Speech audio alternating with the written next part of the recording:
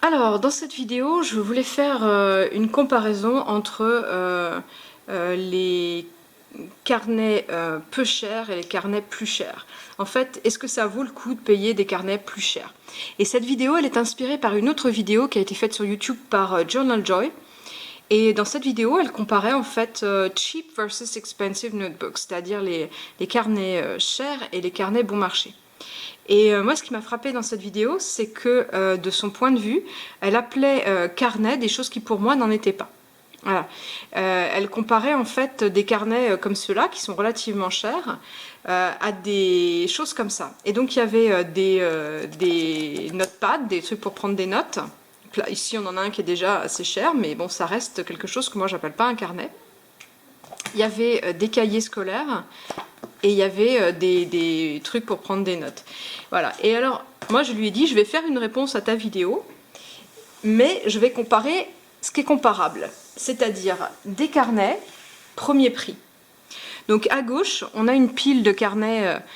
Voilà. À gauche, on a une pile de carnets premier prix. À droite, on a des carnets relativement connus qui sont un peu plus chers. Et enfin, sur la droite, à l'exception de celui-là, on a des choses encore plus chères.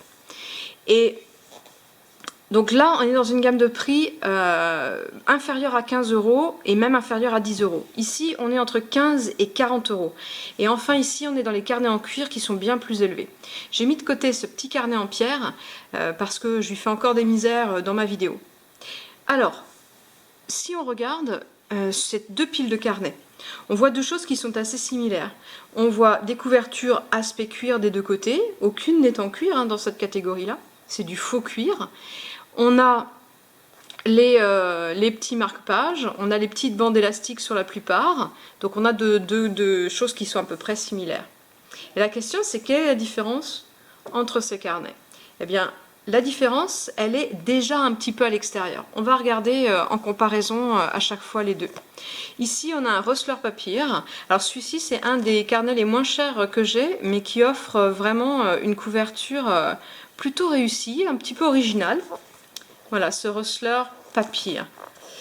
Et à droite, on a un carnet Rhodia qui offre également un faux aspect cuir qui est plutôt réussi. Mais entre les deux, honnêtement, on n'a pas une énorme différence. Et pourtant, sans hésiter, je vous conseille le Rhodia. Et pourquoi? Eh bien, on le verra après. Je vais garder ces deux-là de côté justement pour faire ma comparaison. Alors, on a ce petit carnet Chiac. On a les sucédanés de Moleskine, c'est-à-dire des choses qui ressemblent énormément à un Moleskine ou à un Leuchtturm rigide, chez Idena par exemple. Ça, c'est hallucinant, c'est-à-dire c'est 4 €, quoi. 3,99 €, c'est vraiment pas cher. Bon, on va voir, c'est vraiment pas cher. Sylvine, qui offre des choses qui sont proches de la qualité de Rhodia au niveau de l'aspect extérieur. Voilà une version souple et blanche de la marque Idena, toujours 3,99 €. Et enfin, une marque italienne. Voilà. Alors, on va revenir sur quelques-unes. Et je vais montrer quand même par comparaison les autres qu'on a à droite. Ici, un Colin Quill. Donc là, on voit tout de suite quand même que la couverture, c'est pas le même niveau, hein, tout à fait.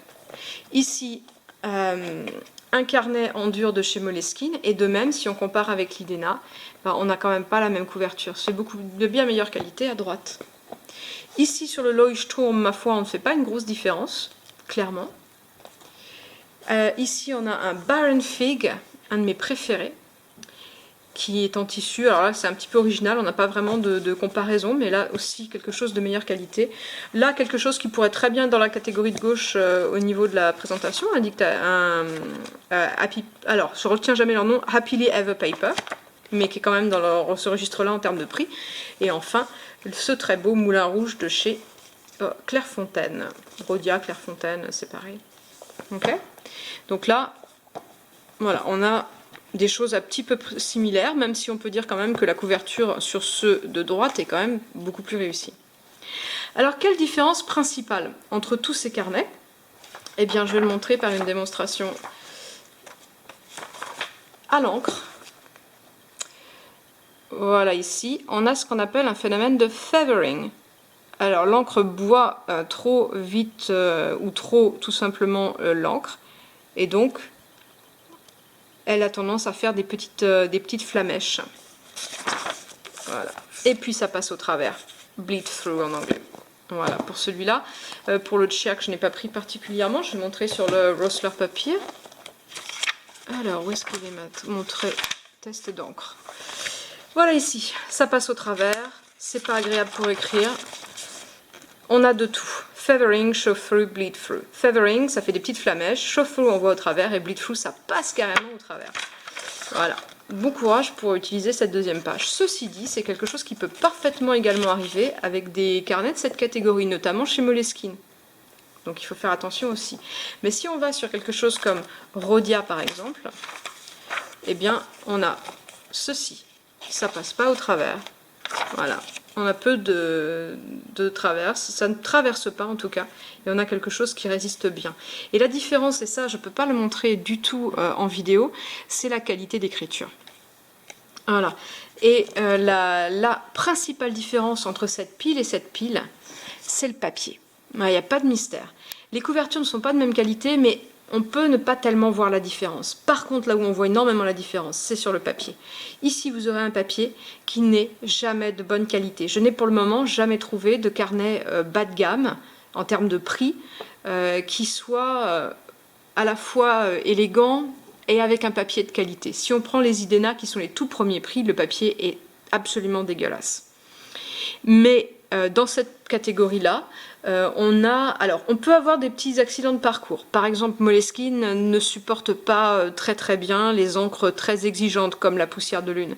On va avoir des choses comme celui-ci qui est un carnet en pierre sur lequel malheureusement l'encre ne sèche pas suffisamment rapidement. Elle met plusieurs minutes à sécher. Quand on est gaucher comme moi, c'est extrêmement compliqué. Mais la plupart du temps, on a des papiers qui sont quand même de meilleure qualité. Vous avez Rhodia, Quill & Quill, le Baron Fig, Clairefontaine, tout ça, ce sont des choses sur lesquelles on n'a strictement aucun problème. Non seulement l'encre est absorbée correctement, non seulement elle ne passe pas au travers, mais en plus c'est très doux pour écrire.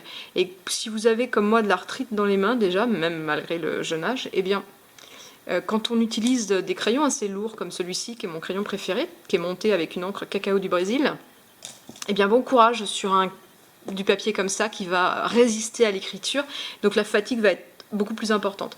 Sur cela, c'est un vrai plaisir d'écrire. Voilà. Et ça, c'est la différence. Après, ce qui va faire qu'on va monter dans des choses, dans des gammes comme celle-ci. Le carnet Midori, très connu, ou le X17, qui est mon préféré et mon EDC actuel. Ce qui fait qu'on va monter là, c'est le plaisir de l'objet unique. C'est vraiment la customisation et le plaisir d'avoir un objet unique. Mais là, on est encore dans une autre catégorie. Et moi, j'aime bien les deux là. Je n'ai toujours pas réussi à quitter ceux-là pour ceux-là. Je sais qu'il y en a qui n'utilisent que ça, mais moi, je ne peux pas. J'aime beaucoup aussi avoir mes carnets d'écriture dans cette catégorie-là. Voilà. Donc, en conclusion, comment se positionner ? Si vous n'avez pas vraiment les moyens, vous aurez dans cette catégorie des carnets qui sont tout à fait corrects. Si vous écrivez avec un crayon bille, il n'y a vraiment pas de souci. Si vous utilisez des feutres ou pour dessiner avec un crayon, il n'y a vraiment pas trop de problème. Si vous écrivez avec la plume, que vous aimez un papier de belle qualité, il faut totalement oublier cette pile et rester sur cette qualité. Voilà. Parce que c'est ça la différence principale en fait entre les deux. C'est vraiment le papier.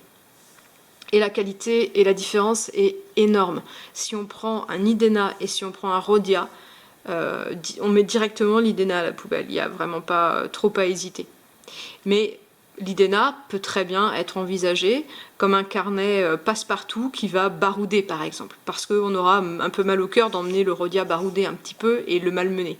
Alors que l'autre, on n'aura aucun état d'âme à le malmener dans tous les sens. Voilà la différence. J'espère que ça vous aura été utile. En tout cas, à retenir cette différence. Ici, on a du papier de bonne qualité. Et c'est assez important. Voilà, j'espère que ça permet de faire la différence en fait entre deux catégories de carnets et de ne pas forcément encourager les gens à ne pas forcément aller vers les choses les plus économiques, mais sur ces choses intermédiaires qui restent quand même des carnets relativement abordables, parce que là on est entre 15 et 20 euros. Et vraiment, je vous encourage à aller vers ceux-là qui sont de bien meilleure qualité. Voilà, je vais mettre dans la description le lien vers la vidéo de Journal Joy parce que je trouve qu'elle est intéressante à voir, même si effectivement je n'étais pas tout à fait d'accord sur ce qui était comparé. Et là, donc j'espère que ça, en fait, ma vidéo va servir de complément à la sienne.